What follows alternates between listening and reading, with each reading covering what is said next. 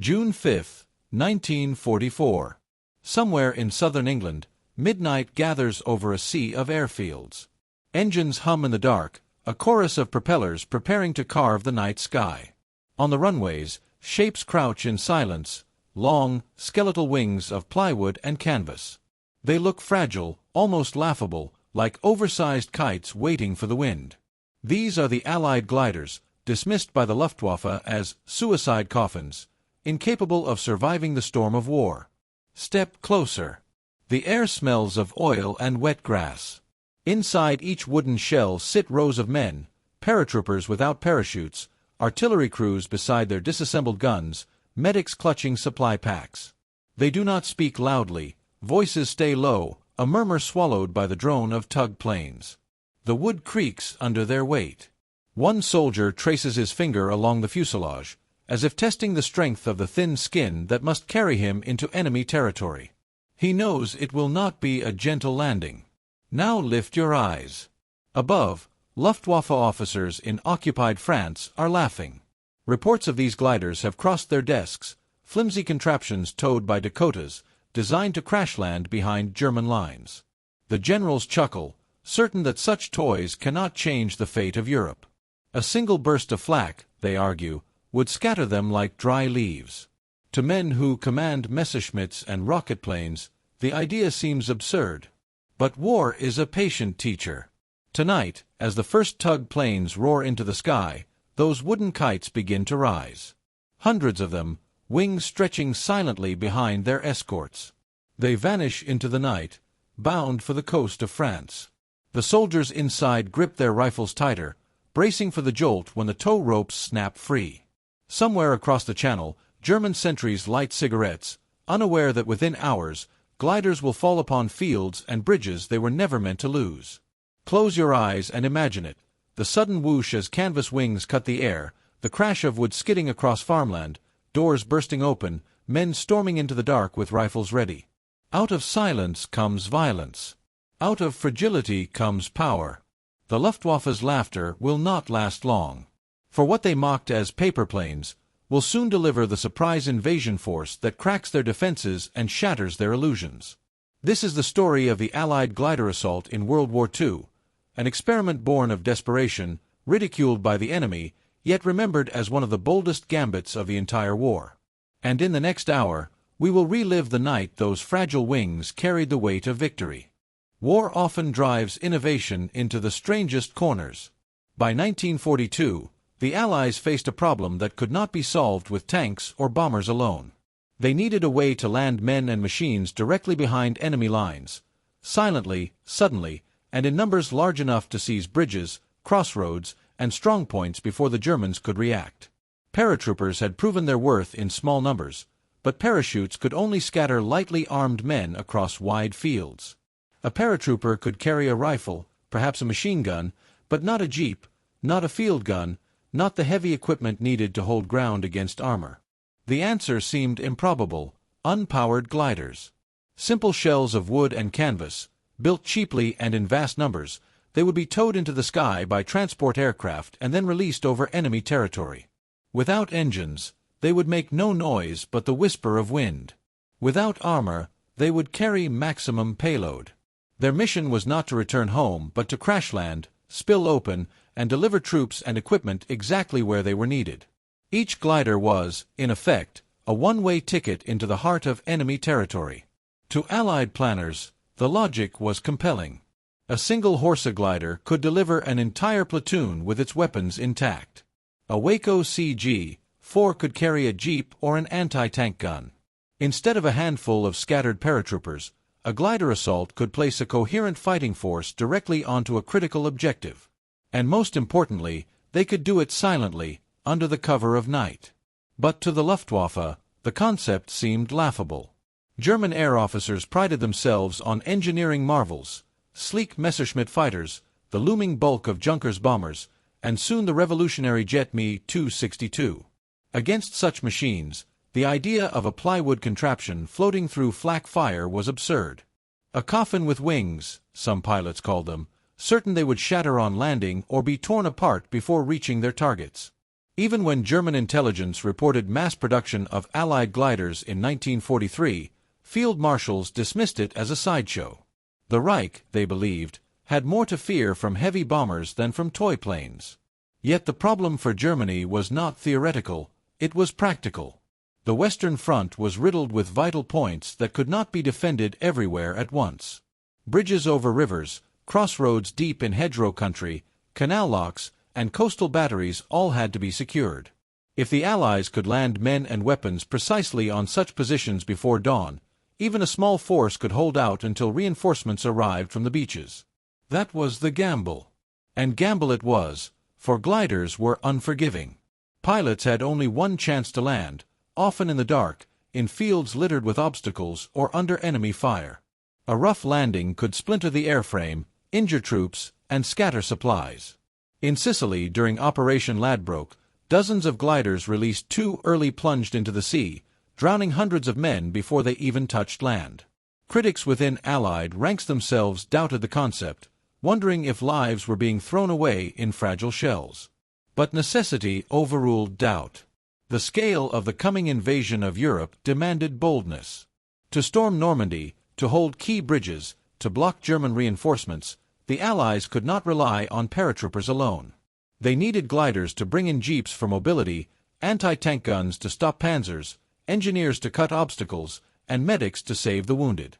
Without them, every airborne drop would remain vulnerable, light, and scattered. So by 1944, production lines across Britain and America churned out thousands of these coffins with wings. Horsa gliders, large enough to carry 30 men, rolled out of British factories. The smaller American Wacos, simple and rugged, could be assembled quickly in barns and workshops. They were towed by stalwart Dakotas, the workhorses of the sky. On training fields, pilots practiced brutal crash landings, skidding across mud and grass, learning how to bring their fragile craft down intact. Soldiers drilled in silence, rehearsing the moment when the doors would burst open and they would storm into darkness. For the Luftwaffe, the laughter persisted. Field reports noted Allied glider activity but treated it as a minor annoyance. After all, Germany had experimented with gliders early in the war, famously using them to seize the Belgian fortress of Eben-Emael in 1940. But those were elite operations, small in scale. The idea that the Allies could use gliders to land entire brigades seemed fanciful. German commanders preferred to prepare for bombers and tanks, not for silent wings. This blindness created a gap the Allies were ready to exploit. For while the Luftwaffe scoffed, the Allies refined their doctrine. They paired paratroopers with glider troops, balancing mobility with firepower. They studied weather patterns, moonlight conditions, and terrain. They mapped every bridge, every road, every hedgerow. And when the night came, they would unleash not fragile toys, but a weapon perfectly suited to the problem at hand. The stage was set for one of the most unusual, daring chapters of the war. A weapon ridiculed by the enemy, doubted even by its creators, would soon prove that fragility can be strength, and silence can be deadlier than thunder. On first sight, the Allied combat glider looked absurdly simple. No engine, no armor, just a wooden skeleton stretched with fabric. And yet every detail of its design served a purpose in solving the brutal equations of airborne warfare. The British Horsa glider was perhaps the most famous. Measuring over 67 feet in length, with a wingspan of 88 feet, it could carry up to 30 troops or a jeep and a gun. Its frame was made from birch and spruce, materials chosen not for strength but for availability and lightness. The fuselage panels were plywood, easily produced in workshops that had never before built aircraft. In fact, many gliders were assembled in furniture factories, an irony not lost on the soldiers who joked they were flying into war in wardrobes with wings. The American Waco CG-4 was smaller, about 48 feet long with an 83-foot wingspan. It carried 13 troops or a jeep with a light gun.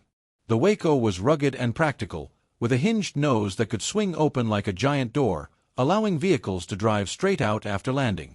This feature made it invaluable for rapid deployment of mobility assets. The operating principle was brutally simple. A glider was towed into the sky by a transport plane, usually the C-47 Dakota. A heavy rope, often 300 feet long, linked tug to glider. Once airborne, the Dakota climbed to altitude, dragging its silent passenger behind.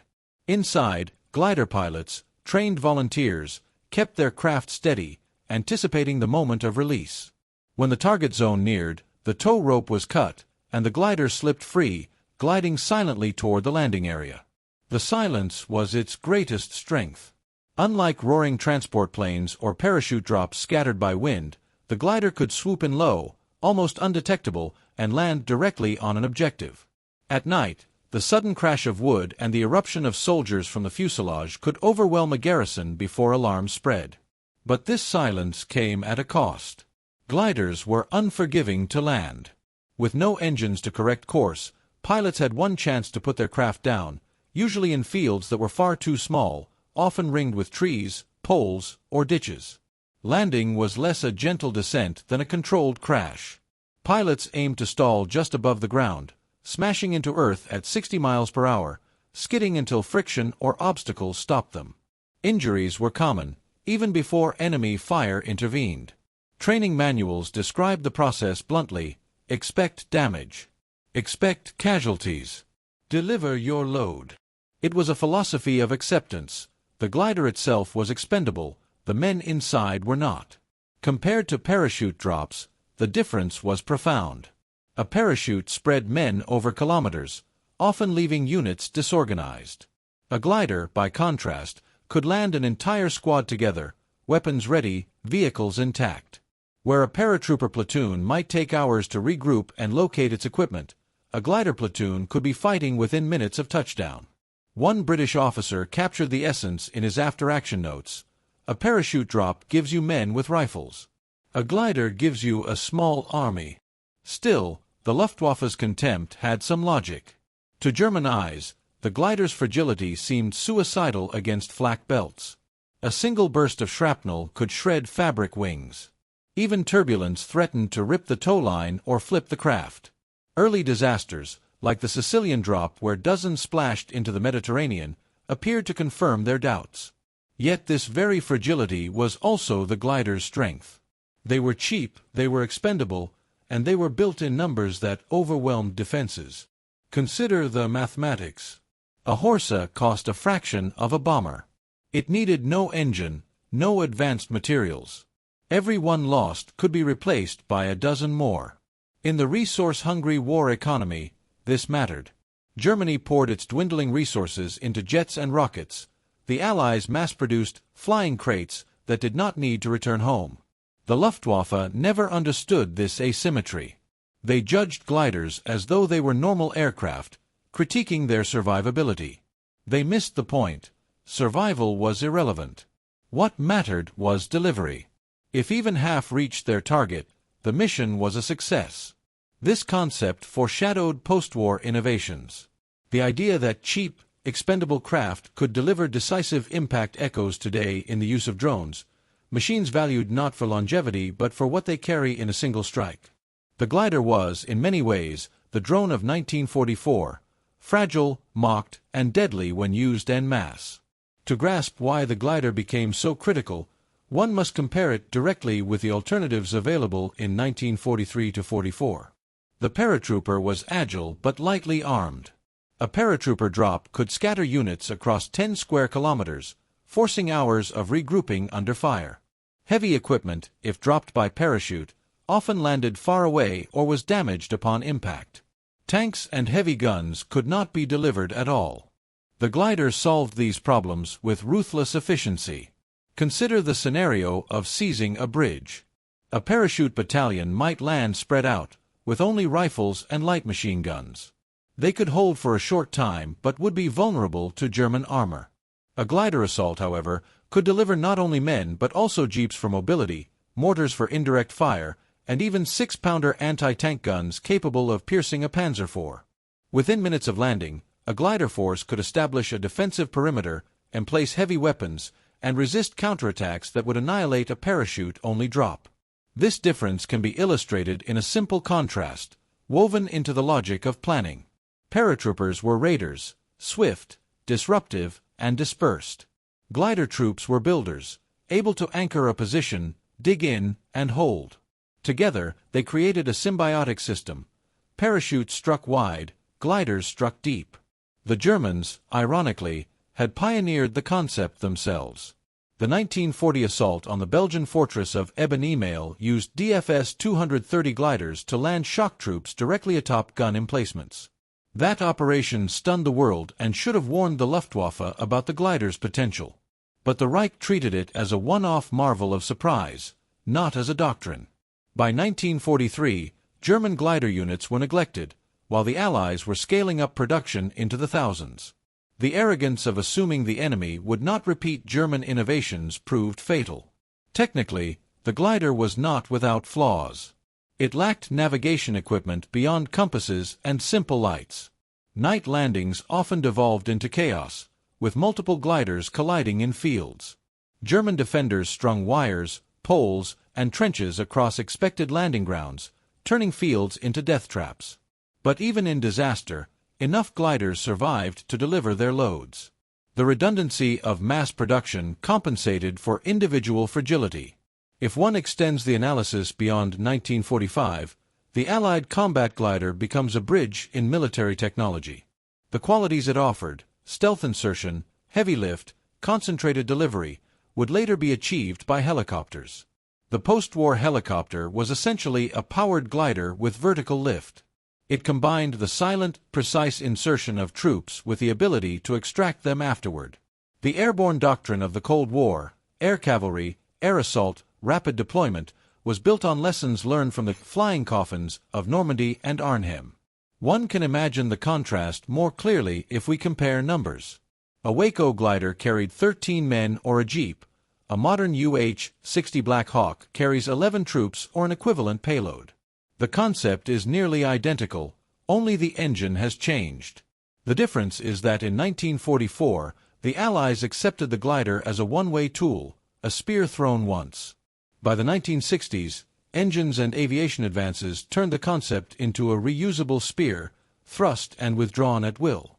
From a strategic perspective, the Luftwaffe's failure was psychological as much as technical. German generals viewed warfare through the lens of prestige: jets, rockets, armored divisions. They dismissed the humble, the fragile, the expendable. But wars are often won not by prestige weapons, but by those that solve practical problems in sufficient numbers. The Mustang, mocked as outdated, swept the skies. The Sherman, scorned as undergunned, drowned the battlefield in mass. The glider, derided as suicidal, delivered the men who seized bridges and held them until relief arrived. This reveals an irony of innovation. Strength lies not always in steel but in doctrine. The Allies understood that a disposable craft could achieve permanent gains. The Luftwaffe laughed, and in laughing, they failed to adapt. By the time gliders darkened the skies over Normandy, the joke had turned lethal. The first true test of the Allied glider force came not in the hedgerows of France, but in the windswept Mediterranean. July 1943. Operation Husky, the Allied invasion of Sicily. Here, planners conceived a bold airborne stroke, a massive glider assault, Operation Ladbroke, designed to seize key bridges near Syracuse and secure approaches for the Eighth Army. The concept looked elegant on paper. More than 140 British Waco and Horsa gliders, towed across the sea by Dakotas and Albemarles, would detach near the coast and silently land troops of the 1st Air Landing Brigade directly onto their objectives. With the cover of darkness and the element of surprise, they would seize the Ponte Grande Bridge before German and Italian defenders could demolish it. But paper plans rarely survive contact with weather. That night, conditions turned against the mission. Winds howled across the Mediterranean, stronger than forecast.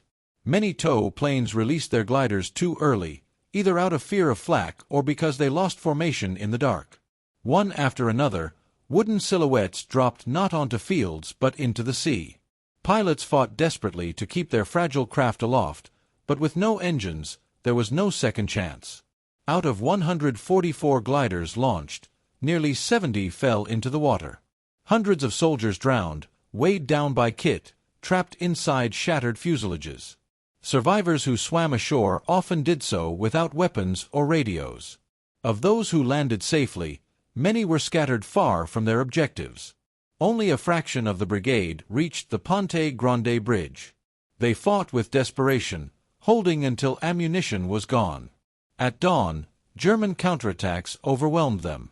The bridge was temporarily lost, though later retaken by advancing ground forces. To outside observers, Ladbroke looked like a disaster. German propagandists crowed that the coffins with wings had proven their name.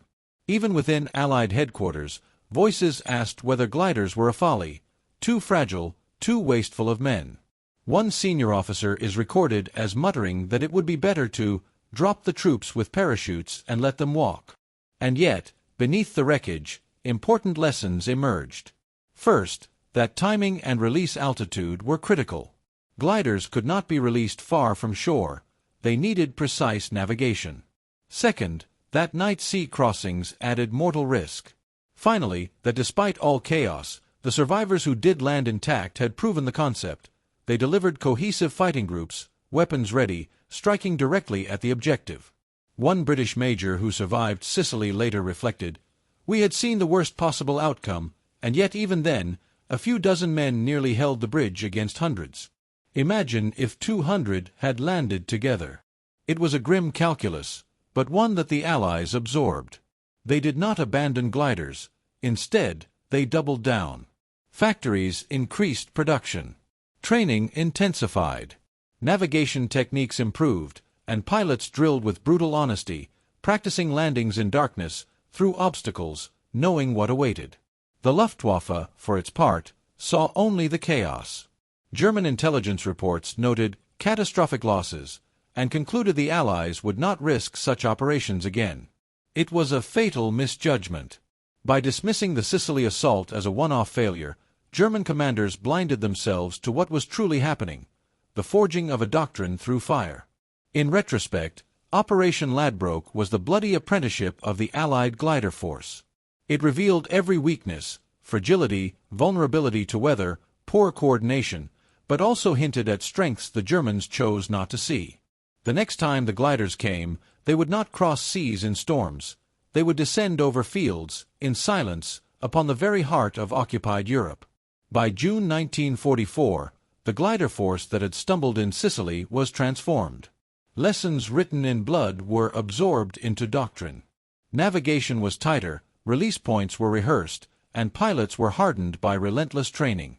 When the night of June 5 turned into the dawn of June 6, D-Day, thousands of glider troops prepared for the most daring airborne assault in history. The British 6th Airborne Division had a mission vital to the entire invasion: secure the eastern flank of the beachhead. This meant seizing bridges over the Orne River and the Caen Canal, destroying German artillery batteries at Merville, and blocking enemy reinforcements moving from the east. Parachute drops would scatter raiding parties, but the precision jobs, the bridges, were handed to gliders. At 0:16 on June 6, the first 3 Horsa gliders, carrying men of the Ox and Bucks Light Infantry, silently released into the black Normandy sky. Towed across the channel by Halifax bombers, they descended toward a patch of darkness barely larger than a football field. The pilots had only seconds to find their landing zone, waterways on one side, open fields on the other, German strongpoints scattered around. What happened next became legend. The first Horsa struck ground less than 50 meters from the Benouville Bridge. Its nose shattered, men tumbled out bruised but alive, weapons clutched. Within minutes, soldiers were storming across the span, hurling grenades, subduing sentries. 2 more gliders skidded in, delivering reinforcements. By 0:30, the bridge was in British hands, the first Allied objective of D-Day captured, hours before the first troops set foot on the beaches. Later renamed Pegasus Bridge, it became a symbol of how silent wings could change history. Further inland, gliders carried the artillery and jeeps needed to support airborne troops. The Merville Battery, a German stronghold with guns threatening Sword Beach, was also attacked in part by glider forces. Despite heavy losses and scattered landings, the glider-borne assault delivered engineers and explosives directly onto the target. The battery was neutralized, though at terrible cost. For the Germans, this was a shock. They had expected parachutists, scattered, lightly armed, disorganized. Instead, cohesive fighting groups landed almost on top of their objectives. By dawn, bridges were held, artillery silenced, and German reinforcements delayed. The laughter of field marshals turned hollow as reports arrived that wooden toy planes had taken critical strongpoints in less than an hour. And the glider story in Normandy did not end there.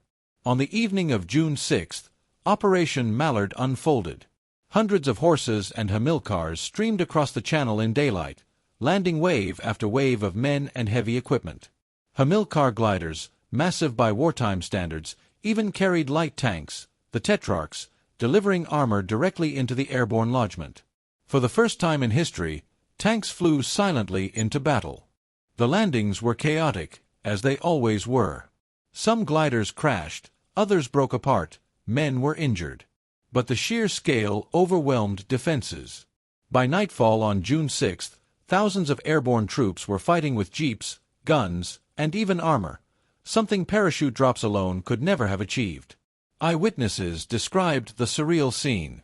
French villagers, watching from hedgerows, saw vast shapes gliding silently down at dusk, blocking out the sun, then crashing into fields with thunderous force.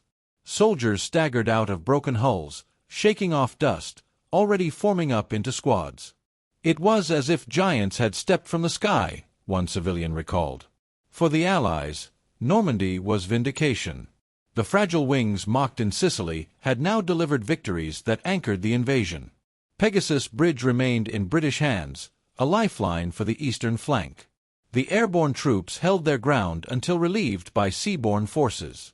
And perhaps most importantly, the psychological tide had turned.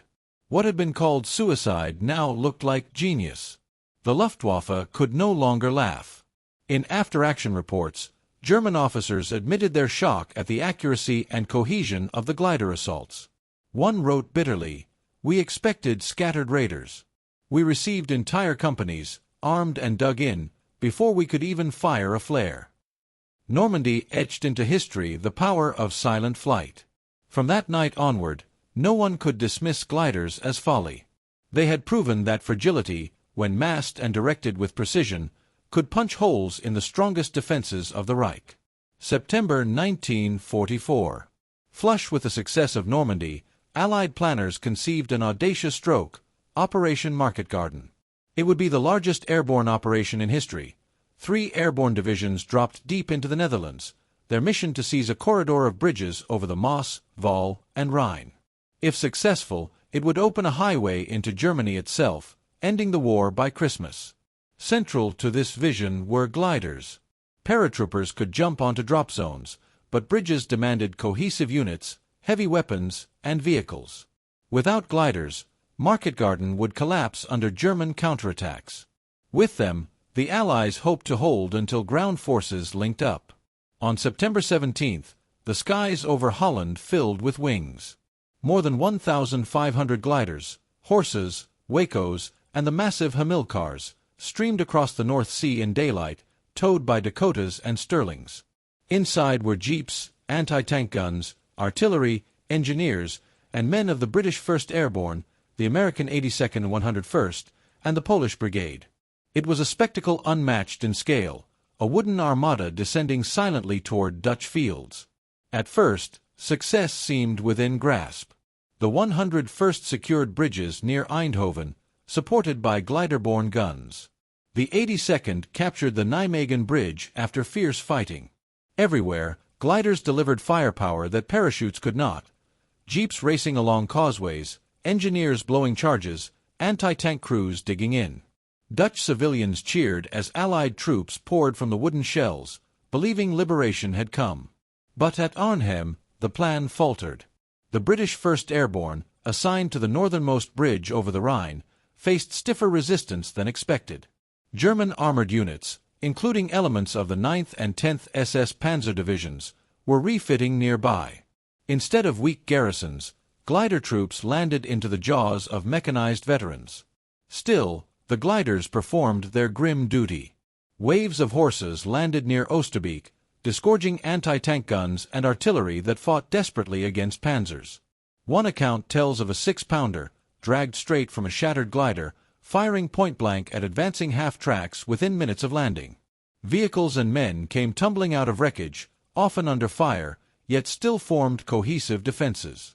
For days, the Red Devils of the 1st Airborne held their shrinking pocket around Arnhem Bridge. The few gliders that landed near the bridge delivered jeeps and mortars that kept the thin line alive. But without timely reinforcement, the position was doomed. Cut off, outnumbered, and under constant pressure, the paratroopers and glider troops fought until ammunition ran dry. By September 25, only a fraction managed to withdraw across the Rhine. Of 10,000 men who landed near Arnhem, barely 2,000 escaped. The human cost was staggering. Dutch civilians watched in horror as houses burned and wounded men filled cellars. The wooden wrecks of gliders littered the fields, smashed into hedges, some still smoking from tracer fire. Survivors described the eerie silence after battle, rows of broken fuselages, once full of life, now empty shells on the blood-soaked ground. Market Garden exposed both the promise and the peril of glider warfare. Technically, the gliders did their job. They delivered men, guns, and vehicles with precision. Dozens of successful landings placed heavy weapons exactly where needed. But strategically, the operation failed not because of the gliders, but because of intelligence and overreach. German strength had been underestimated, and relief from ground forces came too slowly. To the Luftwaffe and Wehrmacht, Arnhem became proof that Allied boldness could be checked. To the Allies, it was a bitter lesson in limits. Gliders could deliver strength, but they could not conjure victory against overwhelming odds. The men who rode them had given everything. Their fragile wings could only carry the burden so far. And yet, even in defeat, the gliders' role was undeniable. Without them, Arnhem would have collapsed within hours. With them, a surrounded force held out for 9 days, delaying German redeployment and proving once again that the coffins with wings could strike terror and admiration alike. March 24, 1945. The war in Europe was entering its final chapter. Allied armies had reached the western banks of the Rhine, the last great natural barrier before the heart of Germany. To cross it and secure bridgeheads, planners conceived one last great airborne strike, Operation Varsity. Unlike the desperate gamble of Market Garden, this would be a meticulously coordinated assault, supported by overwhelming firepower and ground forces. 2 airborne divisions were tasked, the American 17th Airborne and the British 6th Airborne. Together, they would drop more than 16,000 men behind German lines near Wesel, securing high ground, road junctions, and towns to protect the Rhine crossings. Once again, gliders would be central. At dawn, the largest single-day airborne operation of the war began. More than 1,300 transport planes and 1,300 gliders filled the sky, a fleet so vast it darkened the horizon. Civilians on the ground later described it as an endless procession of wings, stretching from one horizon to the other. Inside the gliders were jeeps, artillery, anti-tank guns, bulldozers, engineers, and thousands of soldiers ready for the crash landings ahead. Unlike previous assaults, Varsity was executed in daylight. Allied air supremacy was complete. The Luftwaffe was a shadow of its former self. Flak batteries still spat fire, but escorts of Thunderbolts and Tempests roared overhead, tearing into gun positions. Though gliders were hit and many broke apart midair, enough survived to overwhelm German defenses. One of the most striking moments came when entire batteries of 17-pounder anti-tank guns, packed inside Horsa-gliders, landed within range of German armor. Within an hour, these guns were dug in, forming lethal ambushes that shredded counterattacking panzers. Jeeps rolled straight from wooden shells, towing weapons into action as if they had driven off ships, not landed from the sky. The Germans fought hard, but the scale was overwhelming. Entire villages were taken within hours. The 17th Airborne secured its objectives with brutal efficiency, aided by artillery that had landed intact. The British 6th Airborne stormed towns and woods, flushing out defenders and linking up with advancing ground forces by nightfall. The cost was still high. Hundreds of glider pilots and airborne troops were killed or wounded in the landings. But unlike Sicily or Arnhem, Varsity was not a gamble. It was carefully planned, backed by armor and artillery already crossing the Rhine. By March 25, the bridgeheads were secure. The road into Germany lay open. For the glider force, Varsity was both triumph and swan song. Never again would such numbers of wooden wings darken the skies. The war was ending, and with it the era of disposable flight. Helicopters, powered and reusable, were already on the horizon. The flying coffins had served their brutal purpose, delivering men and machines exactly where they were needed, often at unspeakable cost.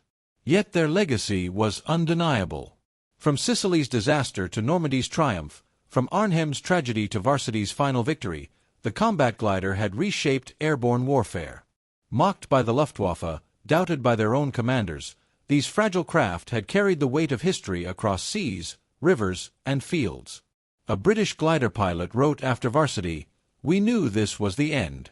The wings we flew were never meant for peace.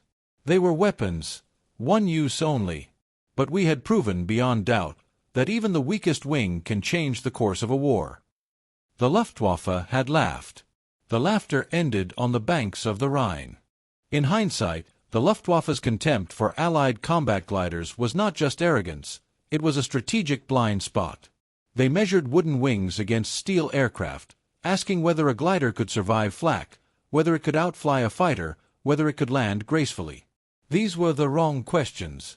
The right question was whether a glider could deliver men and weapons to the battlefield in usable condition.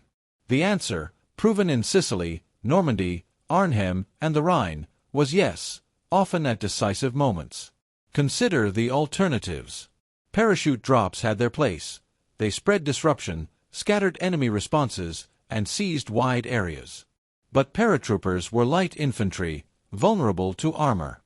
Their heaviest support weapons, when dropped by parachute, often landed far away or were damaged. In contrast, gliders landed cohesive units with intact vehicles and artillery. The Pegasus Bridge assault in Normandy showed this starkly. Had only paratroopers been dropped, scattered across hedgerows, the bridge might have been destroyed before they assembled. Instead, gliders delivered a platoon directly onto the target, rifles, machine guns, and explosives ready within minutes. Transport aircraft offered another option: land on captured airstrips. But in occupied Europe, no such luxury existed. Airfields were either destroyed, heavily defended, or far from tactical objectives. Gliders solved this by turning any field, meadow, or pasture into a landing zone. They needed no runway, no second attempt. A small stretch of ground, even a hedgerow-flanked plot, could suffice. What seemed a weakness, the inability to take off again, was, in fact, the key to their flexibility. It is tempting to dismiss gliders as stopgaps, and in a sense, they were.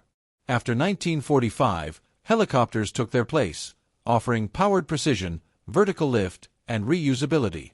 Yet helicopters were not available in 1944. The Allies had no choice but to innovate with what they had, and gliders provided the missing link between parachutists and conventional ground troops. They were the airborne bridge to a doctrine that would only fully mature in the Cold War. Here lies the Luftwaffe's greatest error. German commanders knew gliders could work. They had proven it themselves at Eben-Emael in 1940. But they treated that operation as an outlier, a trick that could not be scaled. When Allied intelligence began mass-producing gliders, German analysts scoffed. They assumed fragility meant futility. By the time Normandy unfolded, they were unprepared for cohesive platoons and anti-tank guns landing directly in their rear areas. This was a failure not of engineering insight but of imagination. The Luftwaffe believed only in prestige weapons, jets, rockets, heavy bombers. They dismissed humble, expendable solutions. Yet war is often won by the practical, the repeatable, the mass-producible. The Allies understood that plywood and fabric could be manufactured faster than aluminum and engines. They accepted losses as the cost of mass. The Luftwaffe laughed, while the Allies built thousands of silent wings. Strategically, this misjudgment compounded. German defenses were oriented against parachutists and armored thrusts, not against silent waves of gliders. They strung obstacles in fields, dug trenches, erected poles, but never in enough density to stop hundreds of landings. At Pegasus Bridge, defenses were light, because commanders assumed no aircraft could land so close. At Arnhem, even with tanks nearby, German surprise was genuine. Entire batteries arrived from the sky intact. Numbers tell part of the story. A single Horsa could carry 30 men or a jeep and gun. A Hamilcar could deliver a light tank. To destroy such craft before they landed required overwhelming flak coverage, yet by 1944 the Luftwaffe lacked the resources to saturate every potential landing zone. What seemed like easy kills became impossible when hundreds descended at once. Even if half were destroyed, the survivors were enough. The irony is sharp. German officers who had once praised the DFS-230 for seizing ebony mail now derided Allied gliders as suicide coffins. Had they respected the threat, they might have developed counter-doctrines, dedicated interception flights, denser landing zone denial, faster armored reaction. Instead, their laughter bought the Allies precious hours, sometimes days, to secure objectives. This contrast highlights a universal military truth: underestimate your enemy's tools at your peril. The Luftwaffe saw weakness and mocked it. The Allies saw possibility and exploited it. In the end, plywood wings carried the weight of armies across rivers and canals, while jets and rockets, the pride of German science, arrived too late, too few, and too costly to change the war. The end of the war in Europe also marked the end of the combat glider. Operation Varsity had proven their effectiveness on a grand scale, yet even as wrecked Horsas and Wacos lay in German fields, the next generation of military planners already saw the future rising: rotor blades, not wings. Helicopters promised to solve the two fundamental flaws of the glider: their one-way nature and their vulnerability during tow. Still, the glider had left an indelible mark on modern warfare. For 5 years, they had enabled armies to bypass rivers, fortifications, and distances that would otherwise have stalled offensives. They carried weapons that parachutes could not, landed units where airstrips did not exist, and shocked enemies who thought safety lay behind the front. The Luftwaffe's laughter had turned to grim respect, and historians ever since have debated whether the cost was justified. Strategically, glider warfare forced a rethinking of mobility. Before 1940, airborne implied only paratroopers or airland infantry. After Ebony Mail, Crete, Normandy, and Arnhem, the concept expanded. Entire combined arms packages could be dropped behind enemy lines. The very idea of vertical envelopment, attacking not from the front but from above and behind, entered doctrine across the world. This doctrinal shift directly influenced Cold War strategies of air mobility, paving the way for the helicopter air assault divisions that fought in Korea and Vietnam. For the United States, lessons from the Waco glider directly informed the UH-1 Huey's tactical role in Vietnam. Commanders saw the helicopter as a reusable glider with engines, able to deliver men, guns, and even small vehicles straight into contested zones, then return for more. The British likewise developed doctrines around the Westland Whirlwind and later the Wessex and Puma. In each case, the ghost of the Horsa hovered: land quickly, hit hard, and rely on speed and surprise more than survivability. On the industrial side, the glider program demonstrated the power of low-cost, mass production. A Horsa took far less strategic material to build than a fighter.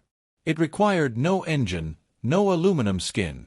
Factories that once produced furniture or boats switched to gliders.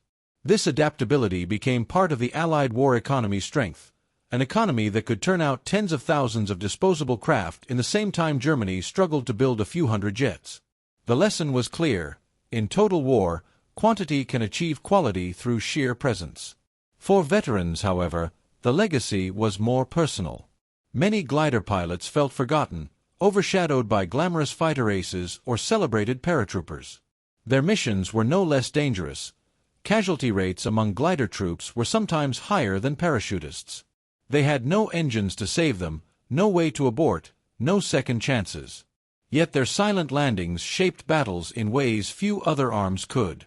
In memoirs, they often wrote of pride, not in the machines themselves, which they knew were fragile, but in the audacity of the missions they carried.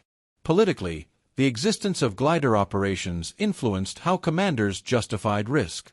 Arnhem remains the prime cautionary tale. Bold airborne plans could become overreach if intelligence failed. Post-war NATO doctrine absorbed this hard truth, stressing that air mobility must be tightly linked with ground maneuver and logistics. Never again would a force be dropped far ahead without a guarantee of rapid relief. For Germany, the story was bitter. The Luftwaffe had pioneered glider warfare, then abandoned it. Their initial brilliance at Eben-Emael showed what was possible, yet by 1944 their arrogance blinded them to the scale the Allies achieved. Historians often describe this as a microcosm of the war, Germany investing in prestige weapons, while the Allies mass-produced practical tools. In the air, the Me-262 jet astonished. On the ground, plywood wings actually won campaigns.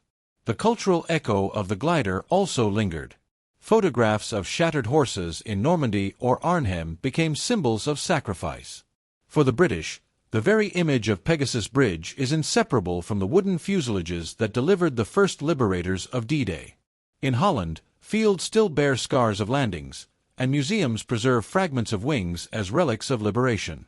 Veterans groups lobbied for recognition, and today memorials in Arnhem, Normandy, and at glider pilot schools in Britain and America honor their role. There is a paradox here. The glider was never elegant. It was crude, fragile, even laughable. Yet it represented something larger than technology. It was the embodiment of improvisation under pressure, of ordinary men asked to ride fragile shells into extraordinary missions. That contradiction, between weakness and impact, may explain why their legacy endures. In modern military thought, gliders are often compared with drones. Both are expendable, simple, and focused on delivering a payload. Just as gliders challenged traditional notions of air power in the 1940s, drones challenge them today. In each case, what looks unimpressive to the eye hides revolutionary potential on the battlefield. Ultimately, the long-term consequence of glider warfare was not the survival of the craft themselves, but the survival of the idea they carried, that vertical insertion, sudden concentration, and surprise could shatter defenses. From Hueys lifting off in Vietnam to Ospreys in the Middle East, from Chinooks ferrying artillery to drones carrying supplies, the DNA of the combat glider lives on. The Luftwaffe may have laughed, but history remembered.